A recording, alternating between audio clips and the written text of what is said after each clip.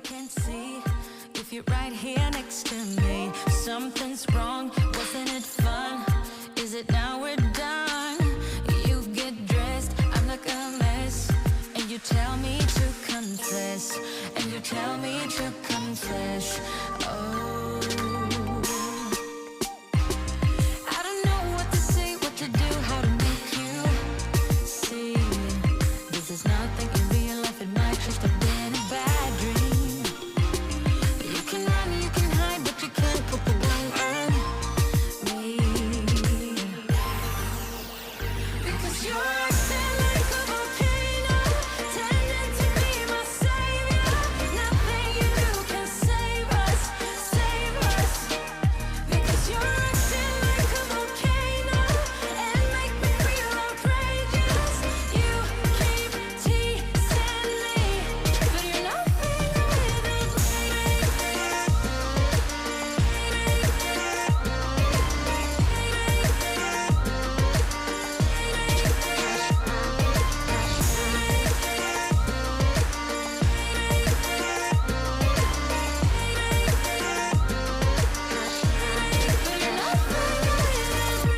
running fast, never look back.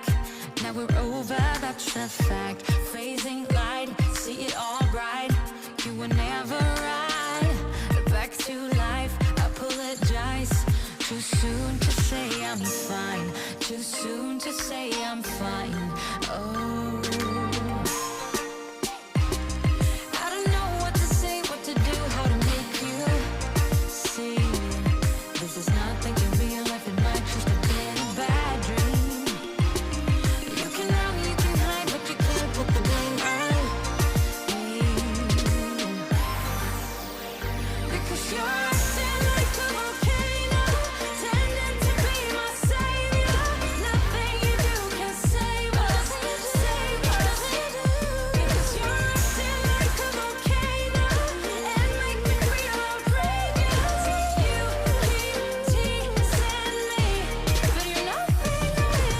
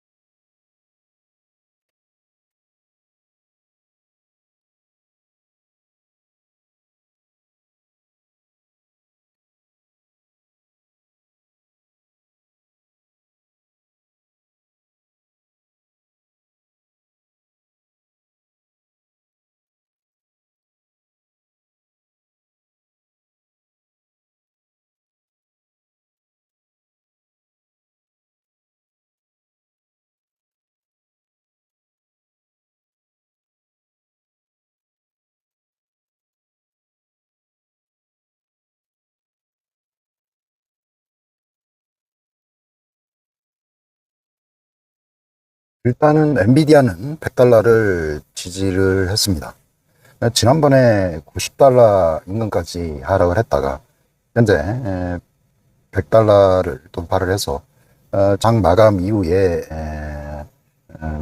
104달러로 마감을 했고, 그러니까 어제 대비해서 3.78% 상승을 해서 그나마 반등에 성공을 했다, 이렇게 볼 수가 있고요. 하지만 시간외로 지금 1.96%, 92% 정도 하락 중에 있습니다. 그래서 102달러 초반까지 현재 시간외로 밀리고 있습니다. 하지만 이제 90달러에서 일단 반등을 했다는데 의미가 있고요. 일단 100달러는 사수가 됐다. 여기에 뭐 의미를 둘 수 있다. 이렇게 생각을 합니다. 추가적으로 이게 100달러까지 밀릴 수 있겠느냐. 여기에 대해서 한번 알아보도록 하겠습니다. 지금 10년물 금리가 간밤에는 위쪽으로 상승을 했다가 지금은 좀 약보합에서 마무리를 했는데요. 여기 이제 월봉 기준으로 해서 3.8% 이하까지 하락을 했었습니다. 하지만 아래 꼬리를 달고 위로 지금 상승한 그런 모양새거든요. 3.8% 이하에서는 강력한 뭐 지지가 있다. 이 경기 침체가 그 정도까지는 아니야. 아직까지 가령 연준에서 무언가 뭐 빅 커트를 한다고 하면 미국 경기는 이런 그 하드 랜딩, 뭐 소프트 랜딩 이것도 아닐 수 있어. 뭐 이런 기대감이 아직은 살아있는 듯 합니다. 요게 이제 아래 꼬리에 의미를 두고 너무 우리가 심한 공포를 느꼈던 거 아니야. 이런 뉘앙스. 가령 이렇게 아래 꼬리를 달고 최소한 3.8%에서 윗부분까지 양호하게 이런 상태로 유지가 되어진다고 하면 말 그대로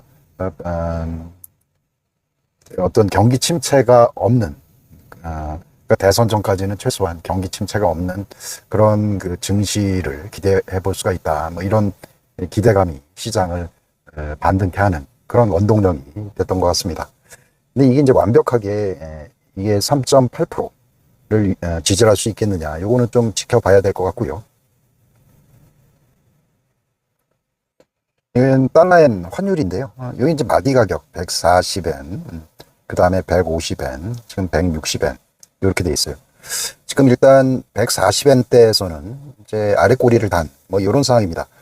지난번에 하락의 축이었던 상승의 축이었던 140엔대에서 일단 걸려서 위로 상승을 시도하는 뭐 그런 모양새를 지금 유지를 하고 있고요. 아무래도 그 엔화가 추가 강세가 되기에는 여러 가지 어떤 요건이 필요한데 엔화의 어떤 시스템적인 취약성으로 볼 때 이거를 뭐 140엔대 이하까지 만약에 130엔대까지 엔화 강세를 밀고 나가느냐, 이거는 여러 가지 복잡한 이슈가 섞여 있고, 그리고 일본 정부에서 과연 엔화 초강세를 유지할 만큼 그런 뭐 금리 인상을 추가적으로 강행을 하겠느냐, 뭐 이런 생각도 일부 들고요. 이제 미국과의 어떤 그 금융 공조를 통해서 지금은 뭐 어떤 그 연준의 실기랄까 뭐 이런 부분 때문에 지금 일본에서 사상 초유의 금리 인상을 단행을 했지만 지금 아무래도 그 9월 달에 미 연준에서 금리 인하 계획이 있는 뭐 이런 상황에서 지금 일본에서 어떤 이러한 그 엔화 강세를 추가적으로 방치를 하겠느냐 뭐 이런 것도 일본의 어떤 국익 차원에서 일본은행에서 어떤 그 엔화 강세를 방지하는 어떤 조치. 그러니까 지금 상황에서는 140엔에서 150엔대 사이, 오히려 제 생각은 145엔에서 150엔 사이에서 엔화 강세를 좀 저지하는 뭐 그런 정책이 아직은 유효할 것이다라고 현재 보여지고 있습니다. 일단 시장으로서는 엔캐리 자금의 어떤 이러한 그 완화, 엔캐리 자금의 청산의 완화, 여기에 어느 정도 무게를 두고 어떤 시장은 반등을 하고 있지 않나 뭐 이렇게 생각을 하고요.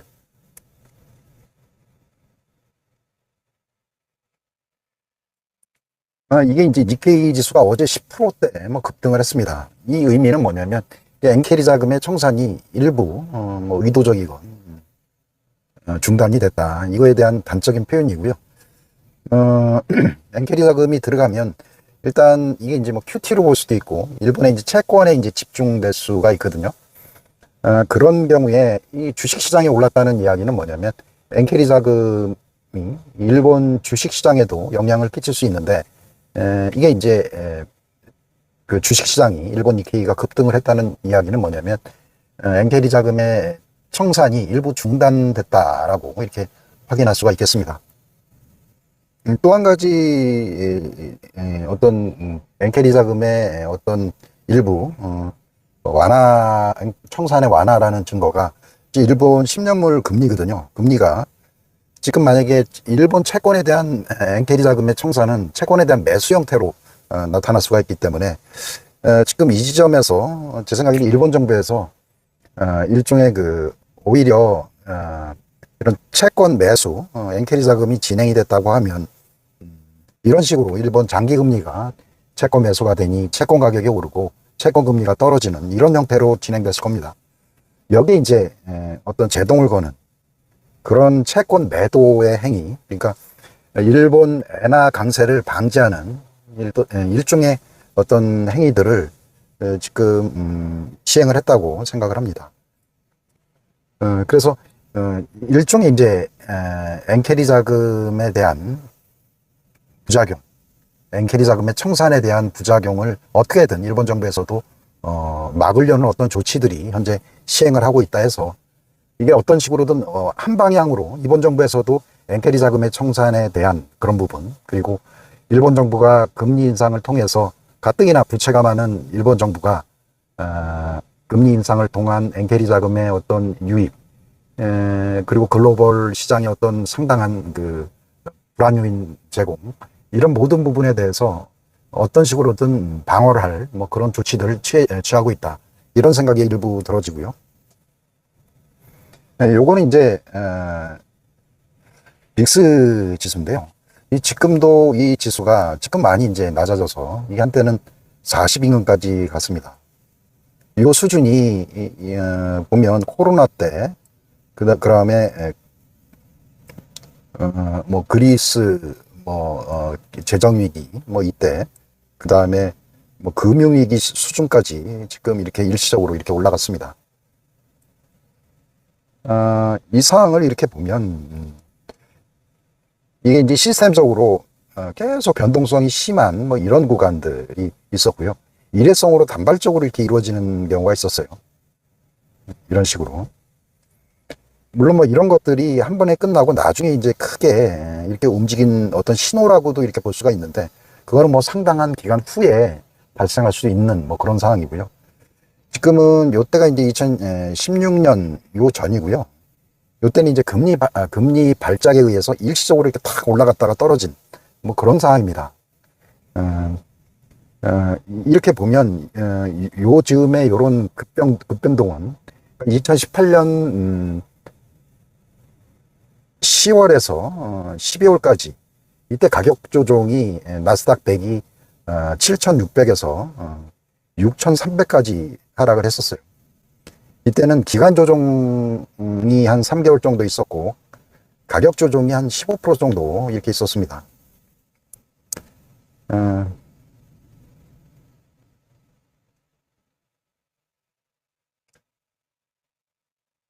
잘 보이시나요? 여기 그림이 좀 약한데 2018년 요 즈음인 것 같아요. 요즘 요렇게 요때 이제 US 테크 100 나스닥 중심의 기업들이 이게 이제 6,300 정도 되고요. 요 윗부분이 한 7,600 정도 됐어요. 그래서 얼추 15%의 3개월의 기간 조정과 15% 정도의 가격 조정이 있었다, 이런 상황이고요. 지금은 과연 지금은 어떤가 이렇게 보면 지난번에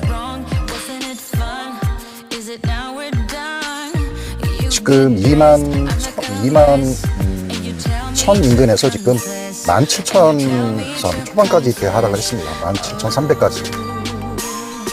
그래서 이게 얼추 15%가 넘어요. 그래서 최근 이제 한 일주일 사이에 이 가격 조정이 거의 마무리된 그런 상황으로 일단 보여집니다. 보여져서 지금 일단은 가격 조정은 어느 정도 마무리가 되고 일단 제 의견이긴 하지만 빅스 지수로 볼 때 단기 일회성일 확률이 좀 있다. 뭐 이렇게 보여지고요. 이 단기간의 어떤 그 심리적인 이유 때문에 급락을 수반을 했고, 이때는 어떤 그 공포에 따라 매수가 가능한 그런 시기로 일단은 판단이 됩니다. 지금 빅스 지수가 어느 정도 안정권을 보이고 윗꼬리를 달고 지금 하락을 하고 있는 뭐 그런 상황입니다. 이 변동성이 어느 정도 축소가 돼서 매매를 어느 정도 하기 좋은 그런 방향으로 일단 이루어지고 있고요. 이게 뭐 원래 절대적으로는 빅스 지수가 한 15 미만이 돼야 개인 투자자들이 매매에서 성공할 확률이 크다, 뭐 이렇게 알려져 있습니다. 지난번에 말씀드렸다시피 이런 변동성을 가진 경우에는 이제 이 고점에서 매수하기 좋은 그런 개인들의 어떤 추격 매수가 이루어질 그런 확률이 크고요. 저점에서 공포에서 매도할 만한 그런 가능성이 굉장히 좋은 그런 매매 패턴을 보일 확률이 굉장히 큽니다. 이제 개인들이 굉장히 조심해야 될 사항은 이런 그 변동성이 아직도 이제 빅스 지수가 24, 25 이렇게 돼 있거든요. 절대 상승 중에 매도를 하지 않는다, 이렇게 생각을 하고요. 또 한 가지는 뭐냐면 장중에 매매하지 않는다. 오히려 가격이 결정될 때, 그러니까 종가의 하락 시에만 매수를 한다. 종가의 하락 시에만 그날 매수한다 하면 이번 주라든가 다음 주에 오늘 뭐 코스피가 많이 빠진다, 아니면 내가 사는 반도체라든가 2차 전지 업종이 많이 빠진다, 그때만 분할을 해서 3분할, 최소한 3분할 해서 이번 주에 뭐 수목금이랄까 이럴 때 적절하게 자산을 실어가는 이런 상황이 좀 긍정적이다, 이렇게 생각을 하고요. 지난번에 말씀드렸다시피 어떤 종목이건 지금 상황에서 변동성이 심한데 이렇게 이제 뭐 고점에 내일도 상승할 것 같아서 뭐 급하게, 그러니까 매매 타이밍이 아닌 오후에나 뭐 오전 늦게 이렇게 매매에 참여하는 거는 큰 의미가 없다, 이렇게 정리해 드리도록 하겠습니다. 즐거운 하루 되세요. 감사합니다.